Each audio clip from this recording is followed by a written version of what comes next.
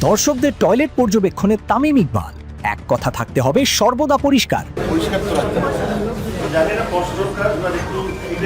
নিলেন ক্লিনারেরও খোঁজ ও বেতনের অবস্থার কথা। গতকাল শেষ টি-20 ম্যাচে খেলা দেখতে যান বিসিবি বস তামিম ইকবাল। সেখানে গিয়েও তিনি নিজের কাজ নিয়ে ব্যস্ত থাকেন। দর্শকদের জন্য ফ্যানের ব্যবস্থা করার পর তিনি যান টয়লেট ও নামাজ ঘর পরিদর্শনে। সেখানে গিয়ে তিনি সার্বিক অবস্থা পর্যবেক্ষণ করেন। এর আগে ডিপিএলে ক্রিকেটারদের দুপুরে খাবারে ভাত, আলু ভর্তা, গরুর মাংস দেওয়া হয়, যেটা ফিটনেসের জন্য ভালো নয়।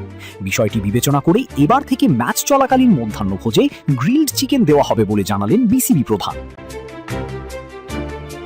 শনিবার মিরপুরে ডিপিএল উপলক্ষে আয়োজিত এক সংবাদ সম্মেলনে এসব তথ্য জানান বিসিবির অ্যাডহক কমিটির প্রধান ও সিসিডিএম চেয়ারম্যান তামিম ইকবাল।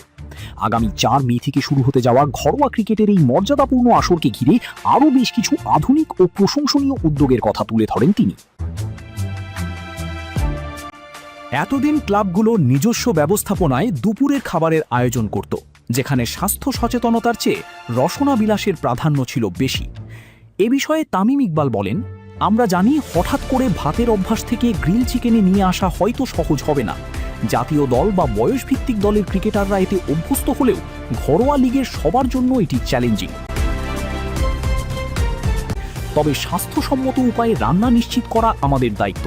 আমরা চেষ্টা করব খেলোয়াড়দের ফিটনেসের ক্ষতি করে না এমন খাবার সরবরাহ করতে। গত আসরে বিকেএসপিতে মোহামেডানের হয়ে খেলার সময় নিজেই অসুস্থ হয়ে পড়া এবং মাঠের চিকিৎসা ব্যবস্থার সীমাবদ্ধতা থেকে শিক্ষা নিয়েছেন তামিম। তাই এবার 6টি ভেন্যুর প্রতিটিতে পর্যাপ্ত সংখ্যক আইসিইউ অ্যাম্বুলেন্স রাখার ব্যবস্থা করেছে বিসিবি। তীব্র গরমের মাঝে ক্রিকেটারদের যে কোনো শারীরিক জটিলতা মোকাবিলায় এই সিদ্ধান্ত নেওয়া হয়েছে।